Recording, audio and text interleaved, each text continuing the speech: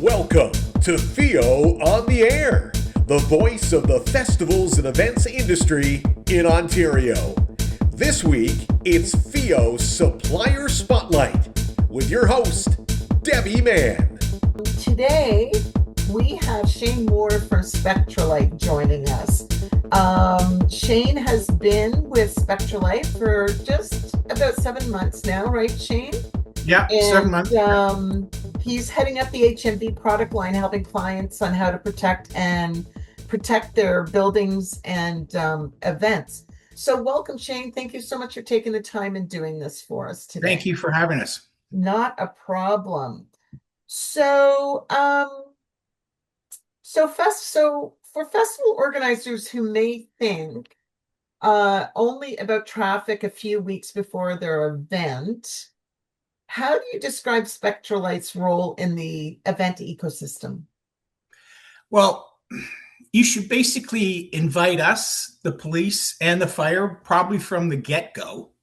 And then that way we can be part of it and make suggestions and, give you a general idea of where we fit in and where we can't fit in. Again, it's all on budgets, but the budgets now and have to be expanded due to the police and the cities are requesting HVM product. So they don't want to have a problem. So that's what they're trying to get people involved with. So why don't you tell us a little bit about Spectralite before we get into, I asked that question, but I realize that maybe the listeners don't really know who Spectralite is and what you do. So why don't you give us a bit of a rundown on that? So Spectralite has products that range from HVM right down to traffic signs. We do a full rental in in Quebec, rental companies, but we do in Ontario basically highway safety. So from the big cushions on your trucks that go down the highway to guide rail to water barriers to fencing, we cover pretty well everything that you need to protect your roadways. Okay. So it's a full service protection for the festival and event industry and other industries. Yes. So we don't do the fencing, but all the HVM product, and we're price competitive enough that purchasing it is not out of the realm, which we don't really have an install crew, but we do supply the product that if you wanted to rent the product for your event, it's very simple to set up. We can send you video training of it. And basically you'd be able to set up without the expense of installation costs, which can sometimes be $4,000 or $5,000 on a regular event, where it could be $50,000 to $100,000 on a big event like Caravana. So it kind of sets you up that you can start. No one's expecting you to do the full gamut at the beginning, but just the start of it, the HVM, it helps later on coming down the road. So you work with municipalities, construction in the private sector, correct? Yes. So we do anything like road construction guys to, sewer water main plus events. So what's unique about festivals and events compared to those other clients that you have? Well, with the festivals and events, it basically puts a spotlight onto events that are in your counties, in your cities, in your towns, which a lot of the times it's BIA involved or it could be the city involved. And they're trying to get the product that will help them the most protect their participants. Okay. So that's the difference. Yeah, we're both coughing here, Shaine. Yeah. So in the real world, consequences. What are the real world consequences when traffic management goes wrong? Like for guests, for volunteers, and for organizers? Well, what happens most of the time, and we've seen events where, we show up and there's not a tent in the ground yet, or there's not an outline. That's why if we get involved at the beginning, we can show up at the event date and we can basically do all the installations that are required by the contract that we would have with the people. But in our case, that's when I was with Safeguard for years.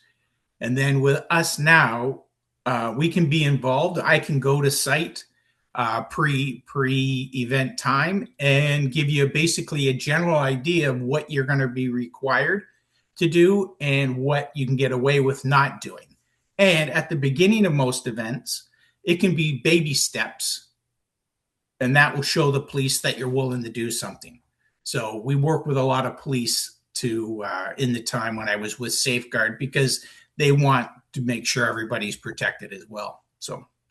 So you are Spectralite then is it can be used as a partner to organize your festival and event and bring in your products and services, right? To Yes, help them organize and make sure that that all these festivals that are here with us today and out there listening, that they are protected. And that's a rising concern, isn't it?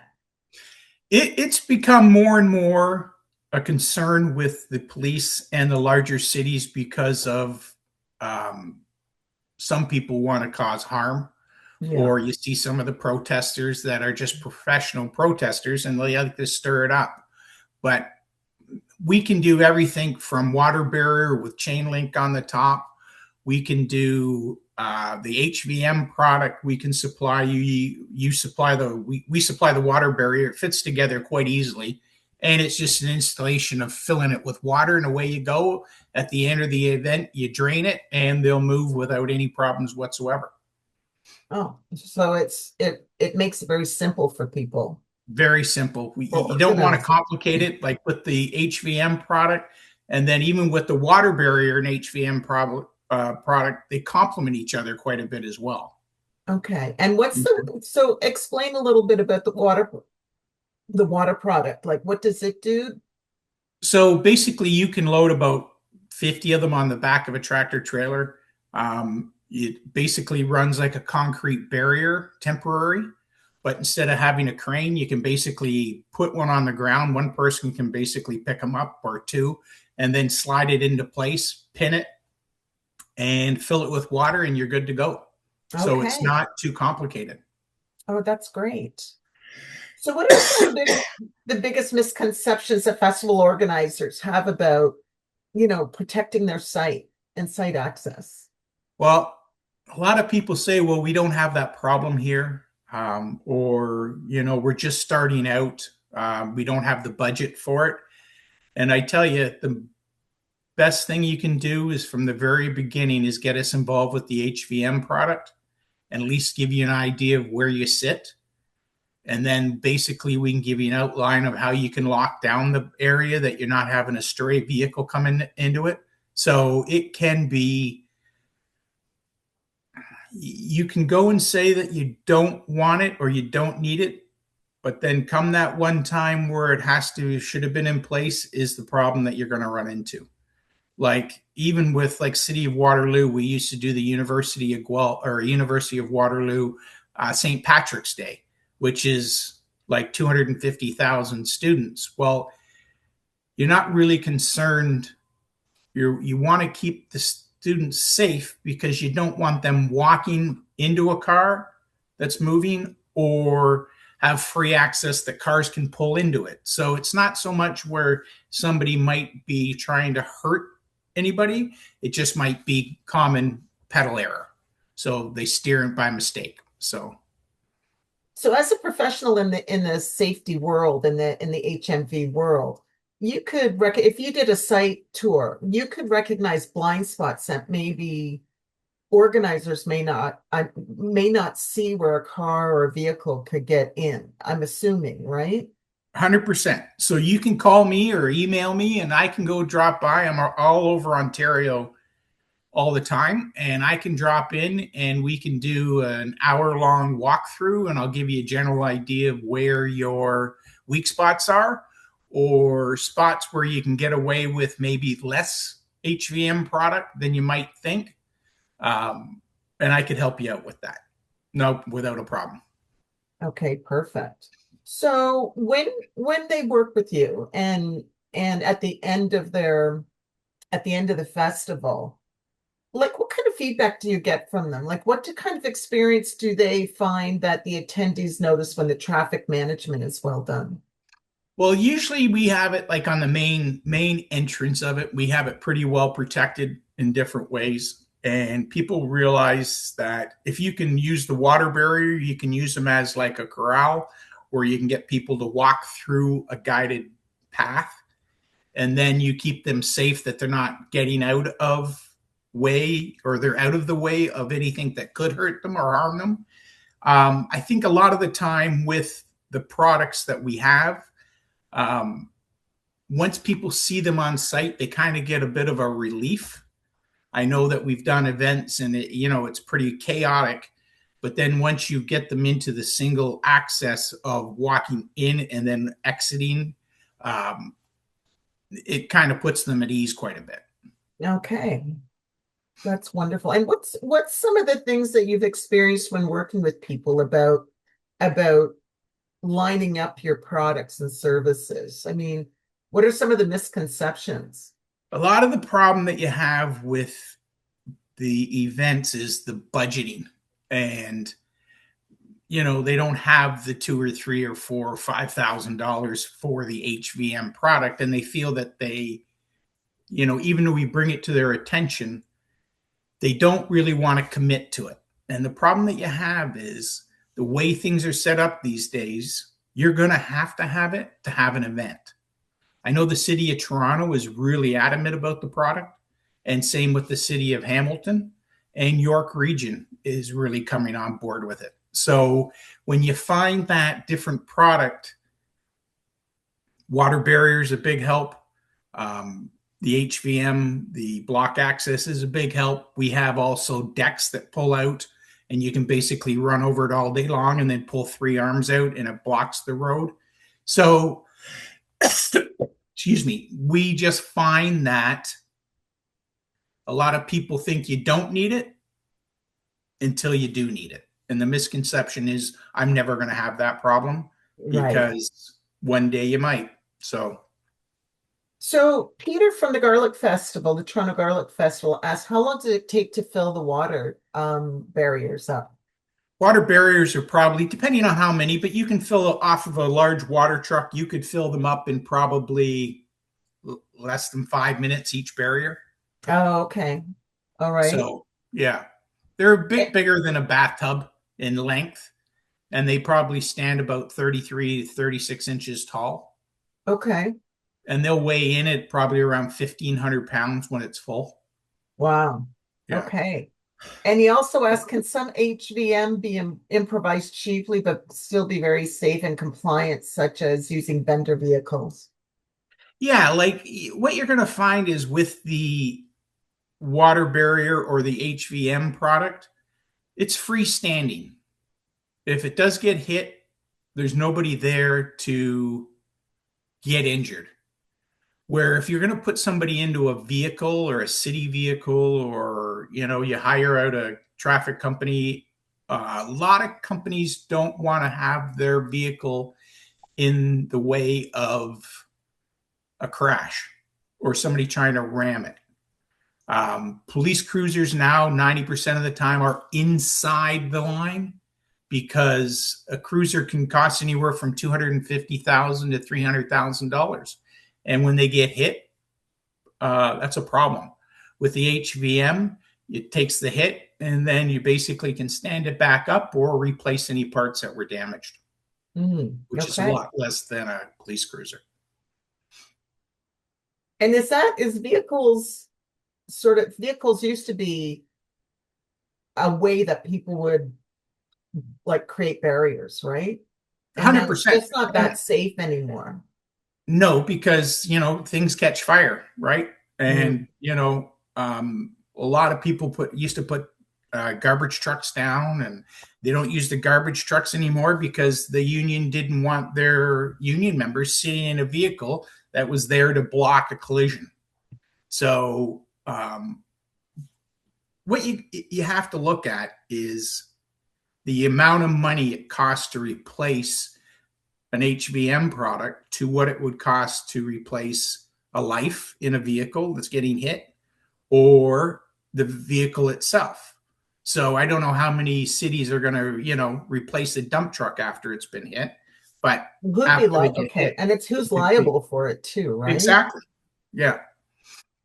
Slav asks, how do you protect mobile events, parades, and such? Well, what you got to do is get your parade route, and then you close off the beginning and you close off the end. And then once you start with the parade moving past, you do a mobile pickup. So you have blocker vehicles behind you, and you can start picking up either the HVM product, or you pick up your water barrier, or your, pedestrian fencing. And then you work your way following, but not too close to the end of the parade, but close enough that you can get the road open as soon as possible when it's done. Okay. How long does it take the water units? How long does it take to deflate them? You don't really deflate them. You just empty it out, and Well, then that's it what I weighs it. mean. Yeah, it takes no time. There's a large drain plug in the bottom of most of them, and she'll come out pretty quick. And And they then it just just dumps into the sewer. okay, perfect. Okay. So you mentioned earlier when we first started that organizers should get you involved early in the process, early in the organizing of their event. Yes. What information do they need to give you for you to be able to provide a quote and the best Well, options for you? yeah. So basically, what I would do is, anybody who's doing an event, you send me a email or a text or a call, and you basically will do a walkthrough, and I can tell you basically where you're going to need the product and how heavy amount of product you're going to need. Or, we can do it from a map, and, you can do anything with Google Maps as well. So, but, single, like going down the road and seeing a tree on the side of the road, a tree or a light post, that's a big helper in most cases. Mm. So you're not concerned about the sidewalk as much. It's the open access to the lanes. And the other we have to worry about is emergency vehicles getting into the event if there's a problem, or getting out of the event. And both in the HVM products are designed that you can move them quite easily. Okay. So you can get out of the way. So And do you work with municipalities, police services, all the regulating bodies within a municipality? yeah, when I was with Safeguard, I was there for 10 years, and we worked from the very beginning. We were working with the police most 90% of the time with any event. And then once they kind of learned that the event coordinators were working with us ahead of time, the police would go and basically say, once you have Safeguard or, block access or Spectralite involved, then get back to us, and then we know that it's going to be protected properly. So it's best that the organizer chooses someone like Spectralite right up front before they start working with their municipalities, just to have 100%. that consistency. 100%. Yeah.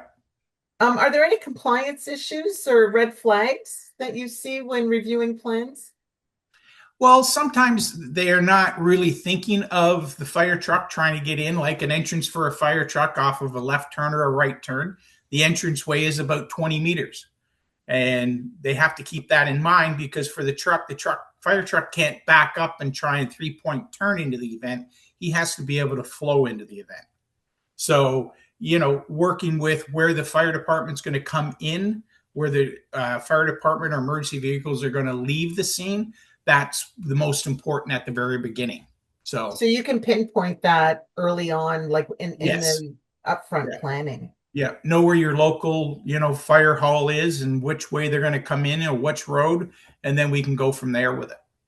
So how does this build trust in the community when you do things like this? Because there's a lot of festivals that run throughout the year. And with the way things are in the world today, festival participants, festival goers want to feel safe. So how does that help the delegates going to these events and these festivals? Well, when we do it, We used to do a lot with the Jewish Federation, um, and we close the road. Nobody can get on the road, and they feel a lot safer when they do their walks.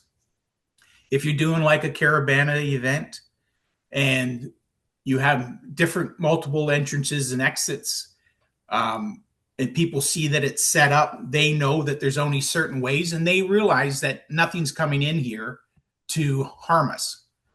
If it's a big park event where it's just fencing around the outside, that's not really for us.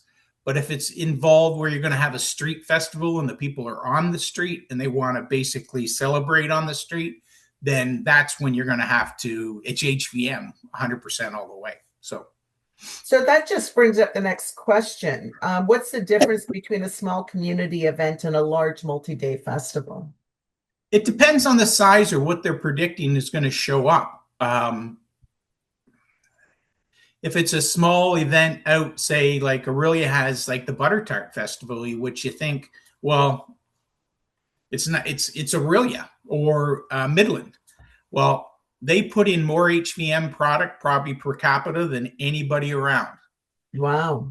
Yeah. So a lot of the time, and most of the time, it's going to be the older person who has been going down the road the same way for 35, 50 years. And they make that right turn every day, and they make the right turn, and all of a sudden the road's closed. That's a big, like, what are they to do? And that's where you run into the odd person trying to get around the barriers because I just have to go one building down the road. And you have to really keep on top of it and make sure that when you're setting these things up, you have to think of all the bad things that can happen so the good things will remain. So growing pains, when festivals grow, what's the biggest traffic related problem that they find in when they grow? Well, the problem is basically popularity. Like we used to do the Cranberry Festival, and at the very beginning, it was the basically main drag in Bala, and there was set up at each end. Well, they didn't have anything midstream. People would come in through back parking lots, and then too many cars around, and then they're trying to do a U-turn on the road, and there's people and pedestrians. So then every year since then, they filled up more and more of the gaps, and now you can't get in the place there's not a chance with a car. So per car. Yeah. Okay. Or a truck or whatever. So it is something to see when you grow with them and they call and say, okay, we're going to protect this road this year and try and do this. And it's taking the steps to help prevent anything to go wrong. So yeah, pre-planning, right? And yeah, 100%. Taking care of your community, because a lot of this is about taking care of your community as well. Not only the ones who are participating in your festival, but the ones who live in the community and making it safe and accessible for them as well. And volunteer efficiency. How does this work for volunteer efficiency? Well, I would think that, with the volunteers involved, they're not there to throw themselves in front of a car. They're just there to help all they can. With the HVM, we can set up people that, they could turn the HVM on a dime to let cars in and out. So they're more efficient that way. It frees them up in certain spots where you can put more people regarding maybe it's you're paying to get in, or you're at the ticket booths, or you're, making sure that the garbage cans aren't overflowing. It kind of relieves the pressure of knowing that that's looked after. Okay. Real world experience. Let's talk about that. Have you got any examples of where you've had some early planning and where you've recognized that you've prevented a major issue happening on the day or during the festival? Well, if we get involved at the very beginning, we're one less thing to worry about when it's the day of the event, because they know that we have a map, we have how the location is going to be set up. Like we've sat when we were doing Gay Pride in Toronto when I was with Safeguard, and we're waiting, and then it's more or less okay. All of a sudden, it's a go. We're done. We know how it's going to work. We have it all covered out. The police are good with what we're doing. They double check us and make sure when we're installing it, it's in the right location. It's not too close to the event, because you do have a distance of stopping when it comes to HVM or water barriers.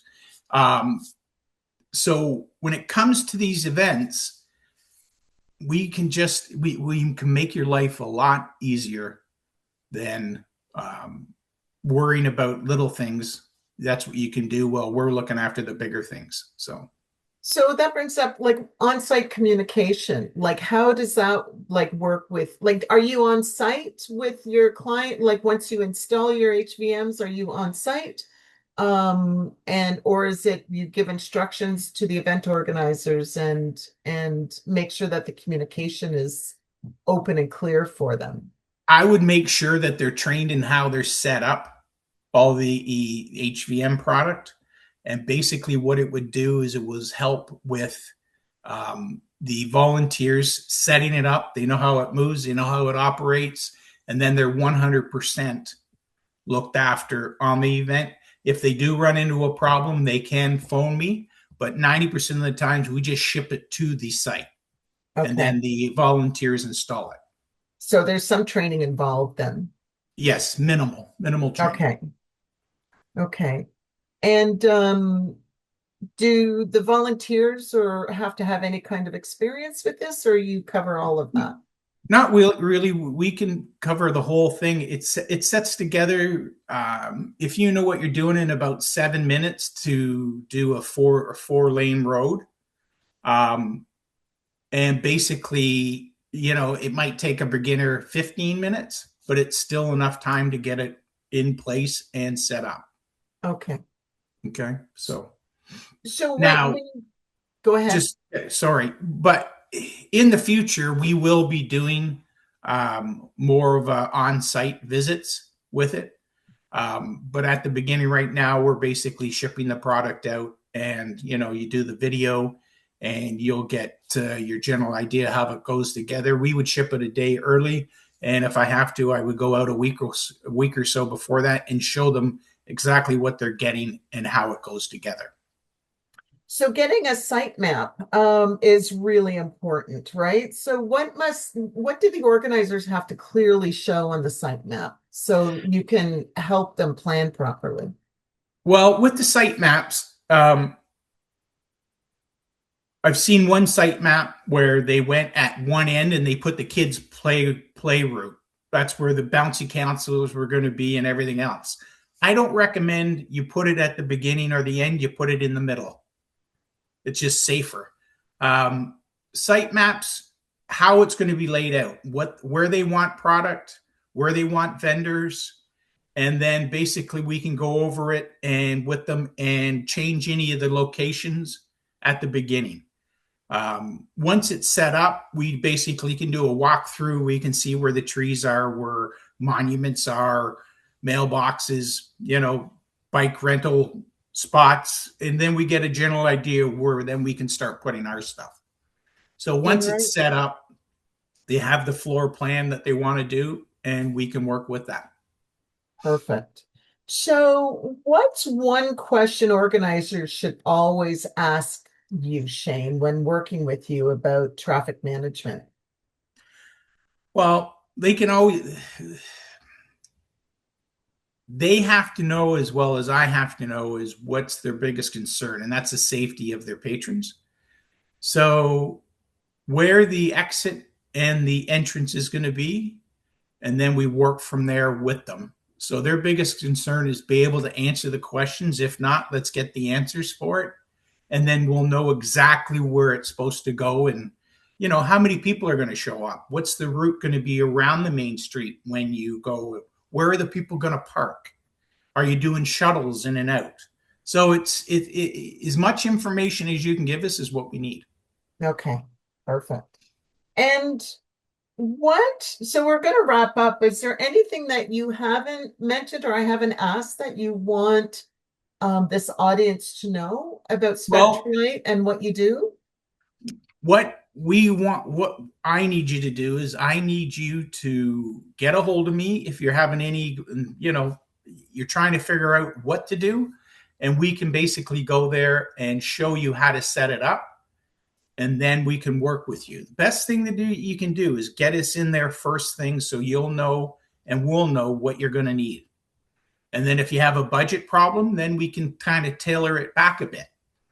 That we don't need as much, or maybe we have to save some in these locations and put more at these locations. So it's up to as much. It's all information. Whatever you can give us will help us. Yeah, it's all about communication. I'm just trying to pop in your information here for them. Okay. There we go. So that's how they can connect with you. I've just popped that into the chat room. And are there any other questions from the floor? Because I think we've covered pretty much everything. Okay, do you provide any other barrier solutions aside from plastic jersey barriers that need water? No, you can go concrete barrier. The problem is the concrete barrier does not pass the nudge test.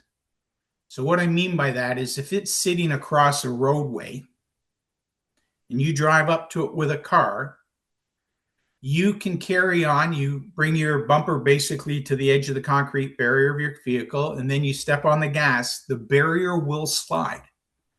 And the hotter the concrete, the quicker it will go. And once they get it up to a certain speed, they'll stop the vehicle, but that block doesn't stop. It keeps sliding. So if you're thinking of putting concrete barrier down, I would think twice about it. And how does that work with the water barrier? Well, the water barrier, you'd wear the bottom of the water barrier out, and then it wouldn't go anywhere. Okay. Yeah. Okay. So, and plus the concrete barrier is a lot harder than a water barrier. So water barriers are made to be connected together. So they're stronger and more than less. Got a it. concrete barrier can go across. And if you drive a vehicle straight into a concrete barrier, there's about a 75 feet of shrapnel that can hit somebody if it's hitting at the right speed because it shatters. It's so hard. And a lot of the time they don't really stop the vehicle by getting through it.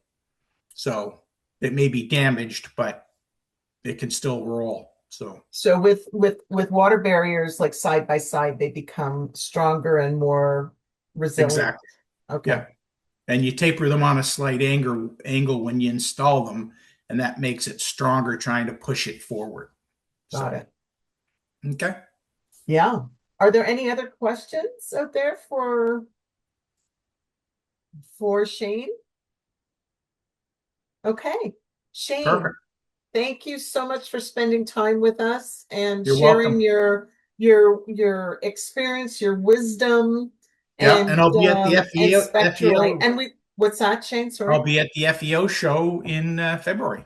So. I was just going to say that, and he will have a booth there. He's already done and good, and we have him ready to go at the conference in February. The conference is at the end of February, the 23rd to the 25th, at the Doubletree Hotel in Kitchener, Ontario. So I hope you will join us for that.